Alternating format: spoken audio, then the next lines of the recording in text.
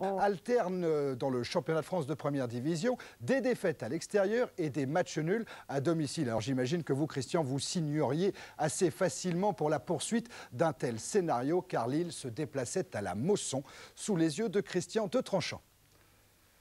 Formel, Gérard Gilly. Pour que Montpellier soit européen, il faut réussir le sans faute à domicile. Soit engranger 6 points sur les 3 rencontres qu'il reste à disputer. Puis aller en glaner 3 autres à l'extérieur. Un sans faute que les Lillois, avec 3 attaquants de pointe, vont essayer de contrecarrer. Ça commence plutôt bien avec ce centre du jeune Jason Boutwal, repris au second poteau par Anderson pour le premier coup de froid de la soirée. L'on joue depuis à peine 3 minutes. Le LOSC prend l'avantage 1-0. Avantage rapidement contesté par les Montpelliérains, ceci avec l'aide du capitaine lillois Thierry Bonalaire qui dévisse totalement sa relance qui profite à Fabrice Divert, dont la reprise pour quelques centimètres rate le cadre de Jean-Claude Nadon. Lille, patiemment installé derrière, profite de tous les espaces, contre rapidement mené par Jean-Jacques Etamé, repris par Bruno Carotti, illicitement décide monsieur Philippe Leduc. Ce sera un pénalty sévère, même si l'international espoir accroche légèrement du bras Jean-Jacques Etamé. L'on joue depuis 25 minutes, l'occasion pour Anderson de réussir le doublé et le KO. Barabé est pris à contre-pied, Lille 2, Montpellier 0, 8e but de la saison pour Anderson. Ce match, je le crains, disait Michel Derzakarian, le capitaine montpelliérain suspendu ce soir.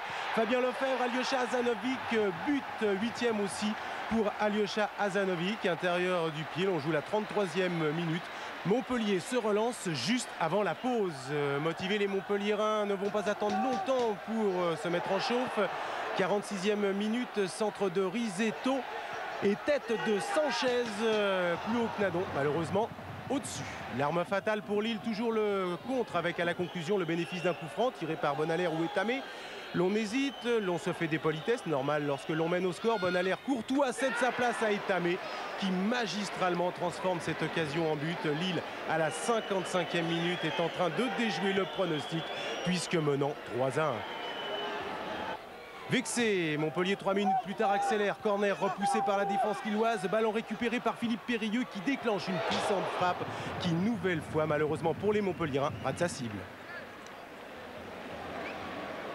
Archi-dominateur, Montpellier se crée à nouveau des occasions. Cela va rentrer, c'est pas possible, avec une première fois Thierry Loret et une seconde Fabrice Divert, arrêt de Nadon. Du sang frais et du forcing avec Bruno Alicart qui sur un plateau sert Fabrice Divert pour la réduction du score. Non, ça passe une nouvelle fois à côté. Au ralenti, admirez le travail du jeune Bruno Alicart rentré en cours de seconde période. Et comment Fabrice Divert rate l'immanquable.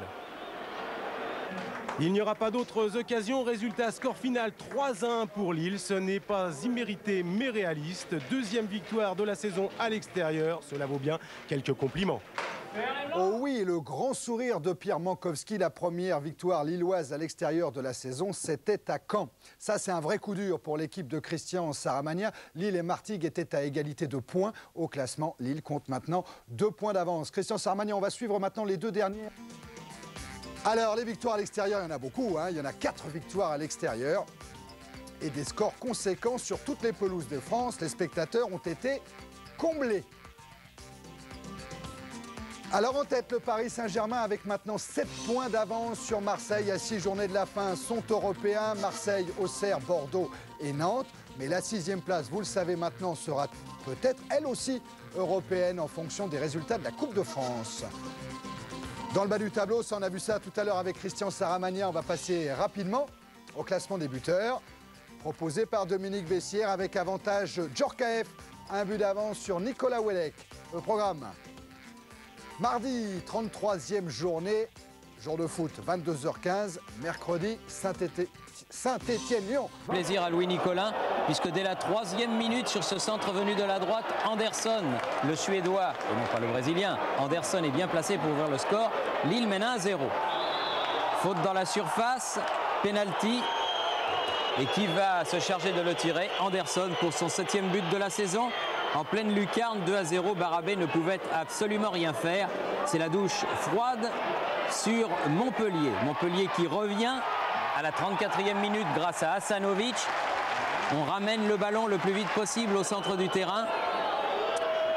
Mais à la 57e minute, le break est fait grâce à une somptueuse frappe de Jean-Jacques Étamé. 3-1. Grosse surprise, Lille, qui est parmi les relégables, s'est imposé à la Mosson. Le but de Sanchez sera refusé pour hors-jeu. Pas évident sur ces images.